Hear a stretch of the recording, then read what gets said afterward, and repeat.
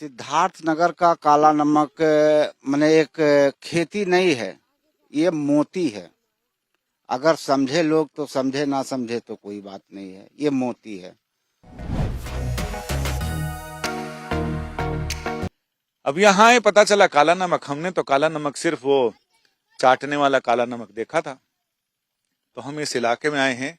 सिद्धार्थ नगर का ये बड़पुर ब्लॉक का इलाका है। वैसे तो खेती बहुत पूर्वी उत्तर प्रदेश में बहुत बड़े रकबे में होती है, लेकिन यहाँ के काला नमक के बारे में लोग कहते हैं कि यहाँ जैसी क्वालिटी, खुशबू, रंगत है वैसी कहीं नहीं।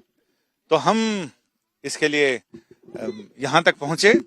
सिद्धार्थ नगर हेडक्वार्टर यानी जो नौगढ़ है, वहां से हम अंदर बड़पुर की तरफ आए हैं और इस गांव का नाम भी पता करते हैं। और फिलहाल तो हम पहुंचे हैं यहाँ। धान कट चुका है, धान की भूसी यहाँ पर दिखाई पड़ती है, जिससे आपको अंदाजा लग सकता है कि आखिर काला नमक इसका नाम क्यों है। हमारे साथ यहाँ मौजूद हैं किसानों की एक टोली, जिनसे हम बात करते हैं। इधर आइएगा। रामबरन चौधरी जी, जिनको काला नमक की खेती के लिए राष्ट्रपति पुरस्कार भी मिला है ना? और इसकी क्या खासियत है, इसके बारे में जानना चाहते हैं। इसमें खासियत है, शुगर फ्री है। अच्छा, खाने में बहुत स्वादिष्ट है। अगर अन्य चावल 100 ग्राम खाएंगे तो यह चावल कम से कम 150 ग्राम आप खा जाएंगे। इसकी यही खासियत है।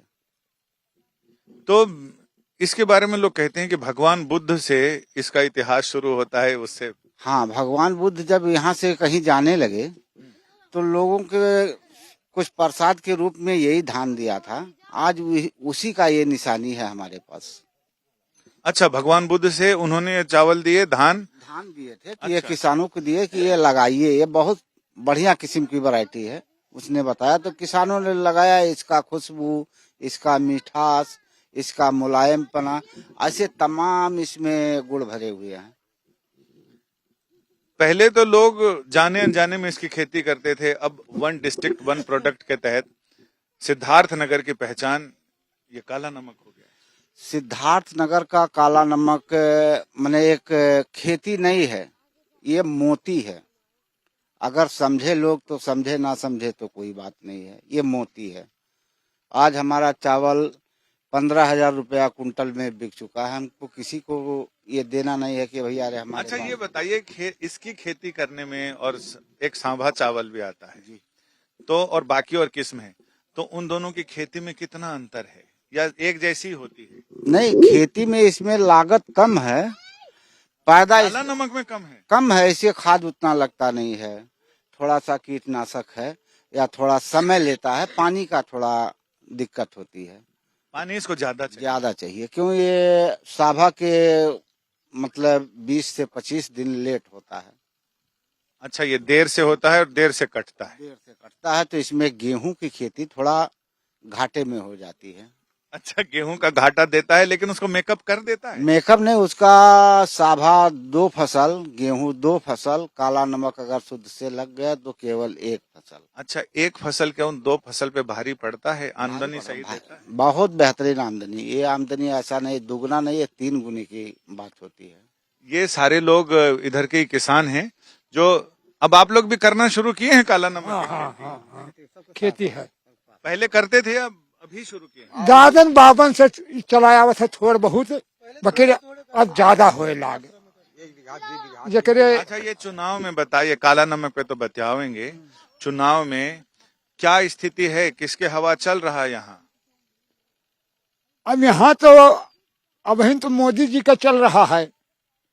अब वही सब भाई आदमी जो गड़बड़ा जाए तो गड़बड़ा जाए। तो मोदी जी का चल रहा है। आप लोगों को खेती किसानी के लिए जो खाद चाहिए, बीज चाहिए, कीटनाशक चाहिए, वो सब सही सप्लाई मिल रहा है? हाँ, मिल रही है। कि उसमें कुछ कमी उम्मीद तो नहीं? अब साहब खाद की परेशानी है और तो कोनो परेशानी नहीं। हाँ, तो वही परेशानी जानने तो हम आए हैं। हाँ, तो परेशानी है खाद का। तो बताइए कि हाँ, क्या परेशानी हो रहा है? खाद नहीं मिलता हुआ है हम लोगों का, सही ढंग से बीज नहीं मिलता हुआ है। तो ये किसानी की परेशानी तो करेंगे, और चुनाव में क्या स्थिति है आप लोग? ये एक तो ये आम धान होता है, वो 1 मीटर से ज्यादा इसका पौधा नहीं होता है, इसका बड़ा होता है। हाँ, इसका तना बड़ा होता है। ये गिरने के चांस ज्यादा रहते हैं। इसमें अगर जरा सा खाद मार दिए तो ये गिर जाएगा, तो पैदा डाउन हो जाएगा। तो फिर इतना बड़ा अपने आप होता है या उसके लिए आप लोग कुछ जतन करना नहीं, पड़ता वो अपने आप होता है। जतन करने का मतलब थोड़ा ये हो गया कि मैंने रेड़ा जैसे वाली तो हल्का फुल्का खाद डाल दिया, कोई दबा के मार दिया तो गया। है? अपने आप इसका पौधा बड़ा होता है। जी, तो ये बताते हैं कि जब थोड़ा बड़ा होता है थोड़ी कटिंग करते हैं, फिर थोड़ा बड़ा होता है। वो कुछ फर्क नहीं पड़ता है। इसका फर्क यही है कि जब लेट इसकी रोपाई होगी तो इसका विकास का समय नजदीक रहता है, विकास उतना नहीं करता, ना उतना कल्ला बन पाएगा, ना उसका उतना तना बढ़ पाएगा। उसमें जो बालियां बनेंगी वो एकदम फिर एकदम मजबूत रहेगी। मजबूत रहेगा। लेकिन ये होता है कि पानी बरस गया, आंधी आ गई, थोड़ा ये हो गया तो वो जल्दी गिर जाता है। गिर जाएगा। बाकी जिसका देखिए सर, उसमें जैसे कोई खाद ही सबसे मूल बात है। इस धान में जरा सा खाद ज्यादा डाल दिए तो गया, और खाद नहीं डाले तो ये मतलब है प्योर गिरेगा नहीं। तो इसका आपने दिखाया हमें कि इसका धान भी काला ही होता है। इसका ऊपर से काला है, बाकी नीचे दिल वाला है। अच्छा। हाँ, जो खा लिया एक बार तो भूलेगा नहीं पूरे उम्र में। तो यानी वो अच्छा, इसका स्वाद कुछ नमकीन होता है क्या? नमकीन नहीं, मिठास होता है। तो फिर इसका नमक काहे है, काला मिश्री काहे नहीं है? इसका केवल चेहरा भी काला है, बस वही से उसका नाम पड़ गया काला नमक। तो काला नमक ही काहे बोलते हैं इसको?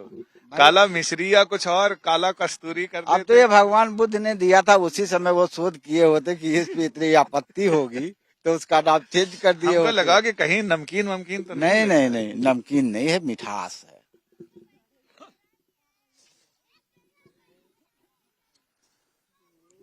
ये धान सुनहले रंग के तो हमने देखे हैं, लेकिन ये बिल्कुल काला है। लेकिन जैसा कि चौधरी जी ने बताया कि ये काला तो है, ऊपर से काला है, लेकिन भीतर से दिल वाला है। दिल वाला है। हाँ? ये धान जरूर काला होता है, लेकिन इसका चावल आम चावल की तरह है। और इसकी जो सबसे बड़ी खासियत है, जो कोई भी कैमरा नहीं पकड़ सकता, वो है इसकी खुशबू।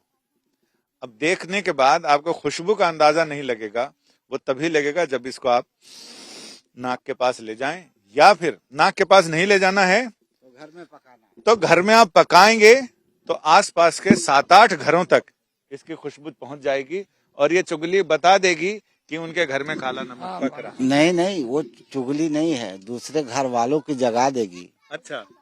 कि ये मतलब ये घर में क्या पक रहा है भैया, ये बताइए हमको। तो अगर कोई अगर समझदार है तो बता देगा, अरे भैया अलीदापुर वाला काला नमक है। अच्छा, अलीदापुर जो आपका गांव है। हाँ, ये अलीदापुर है। और आसपास कितने गांव में और उन सब में अब खेती बढ़ गई है? खेती तो हर साल हर गांव में 25-50 बीघा बढ़ रहा है। अब रह गया थोड़ा बिक्री का, लोगों को नहीं। हाँ, मार्केट लोगों को कहाँ मिलता है? अब मार्केट नहीं है हमारे पास, जैसे कि मतलब जैसे हमारी मंडी नौगढ़ है, वहाँ पे ऐसे है कि हफ्ते में या 2 दिन में या 4 दिन में कोई बाहर की व्यापारी आवे तो इसका कुछ रेट मिले।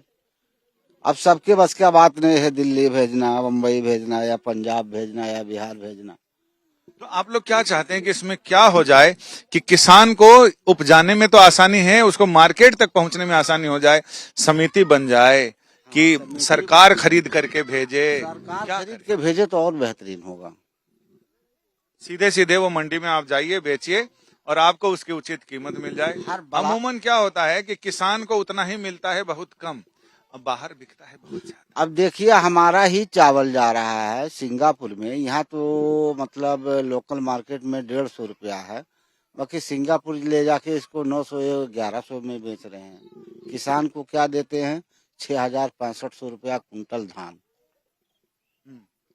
तो हमारे बीच में बिचौलिया अभी भी है। चुनाव में कुछ ऐसा विधायक सांसद लोग से बोलिएगा कि मुख्यमंत्री जी से कि हमारा इसका धान का 1 डिस्ट्रिक्ट 1 प्रोडक्ट तो कर दिया, लेकिन प्रोडक्ट के बाजार कौन दिलवाएगा? अब गवर्नमेंट तो कह रहा है कि बाजार देंगे, बाकी बीच वाले जो बैठे हुए हैं वो नहीं होने दे रहे हैं। जैसे अब हमारा काला नमक देखिए यहाँ अलीदापुर का है, अब गवर्नमेंट के उससे मधुआ मराठा में राइस प्लांट लग गया है, वहाँ वेयर हाउस हो गया है। अब यहाँ से अगर हमारे पास 10 कुंटल हो जाए तो हम 10 कुंटल मधुआ मराठा यहाँ से 50 किलोमीटर की दूरी होगी। हम साड़ा जो पैदा किए हैं हमारे भाड़े में लग जाएगा। हमारा कहने का मतलब है हर ब्लॉक पे इसका सेंटर होना चाहिए, जिला नहीं ब्लॉक। जैसे इसको उपजाना मुश्किल है या उपजाने के बाद इसको मार्केट तक भेजना मुश्किल? ये उपजाना मुश्किल नहीं है, मार्केट तक पहुंचाना मुश्किल है। इस बार चुनाव में कुछ उम्मीद लग रहा है कि कोई सुनेगा काला नमक वालों की चीख पुकार?